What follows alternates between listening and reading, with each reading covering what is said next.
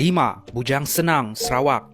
Ini satu-satunya makhluk di dalam senarai ini yang diakui hidup dan pernah ditangkap. Ini adalah buaya ketiga terbesar di dunia, dikenali dengan nama Bujang Senang. Kisahnya bermula di Sarawak. Sejak 1975, Bujang Senang sering menjadi kebimbangan penduduk yang hidup di kawasan sungai sekitar Sarawak, khususnya di kawasan Sungai Batang Lupar dan di Seri Aman. Apa tidaknya, banyak penduduk tempatan yang sudah menjadi mangsanya. Antara yang membezakan Bujang Senang dengan buaya-buaya yang lain ialah jalur putih di belakang badannya. Mengikut cerita rakyat Sarawak, Bujang Senang ini asalnya seorang manusia ataupun dia adalah seorang pahlawan Iban yang dikenali dengan nama Simalungun. Dia dan juga istrinya telah disumpah menjadi seekor buaya. Menyimpan dendam yang membara, dia berjanji akan membunuh semua keturunan yang membunuh mereka berdua. Dengan itu ada kepercayaan yang Bujang Senang akan mencari mangsa yang berbangsa Iban. Setelah bertahun-tahun membuat onar di sekitar sungai, akhirnya pada tahun 1922, penduduk tempatan telah berjaya menangkap Bujang Senang. Tubuh badannya sepanjang 19 kaki. Lihat sahaja gambar ini. Mungkin kalau kita tengok depan-depan mesti kita sangka yang ini adalah seekor dinosaur. Tapi tidak, ini adalah seekor buaya gergasi. Namun begitu, ada yang masih percaya ini bukannya Bujang Senang, tetapi yang dibunuh ini ialah istri Bujang Senang, iaitu Dayang Fatimah Eneng Emas. Manakala mereka percaya Bujang Senang masih lagi berkeliaran ataupun sedang bersembunyi.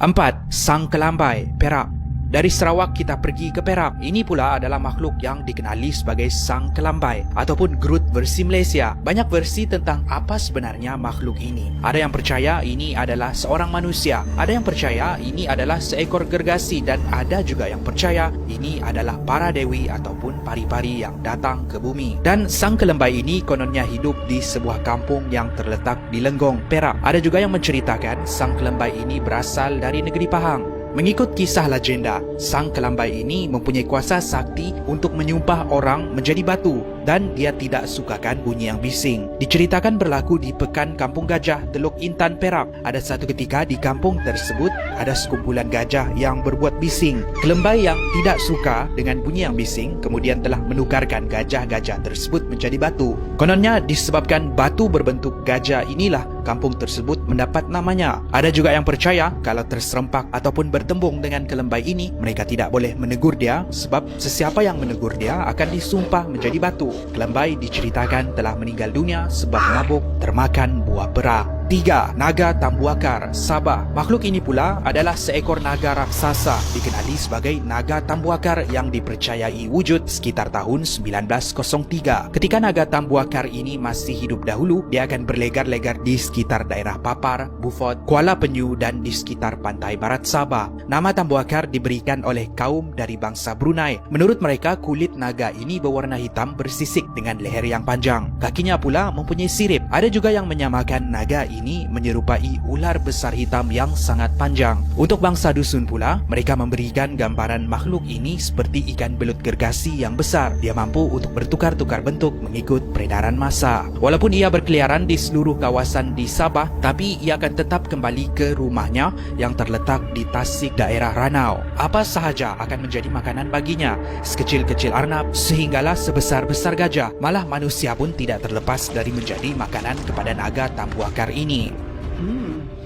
Yummy. Naga ini terkorban semasa satu letupan gunung berapi di Pekan Ranau dahulu. Walaupun begitu, ada yang masih percaya naga ini masih hidup kerana mereka menemui lubang-lubang besar di bawah Tasik Ranau semasa mereka cuba menggali untuk membina jambatan. 2. Naga Tasik Chini, Pahang.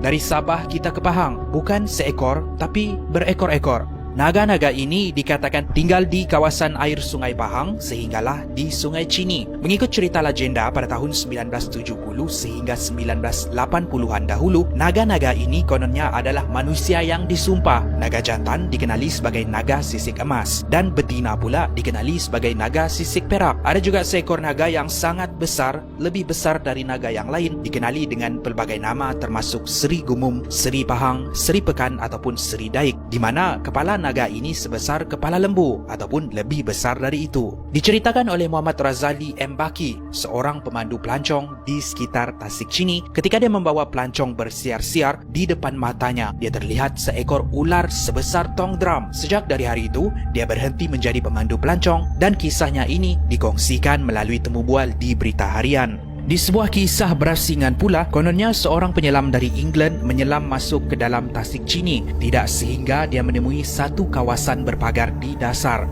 Semakin dia mendekati pagar tersebut, semakin dia perasan ada 2 biji mata berwarna merah merenung tepat ke arahnya. Dia keluar dari tasik tersebut dengan serta-merta dan dia dikatakan tidak bercakap dengan orang untuk beberapa hari disebabkan trauma. Tidak sehingga dia berada di Kuala Lumpur, barulah dia berkongsi pengalamannya ini. 1.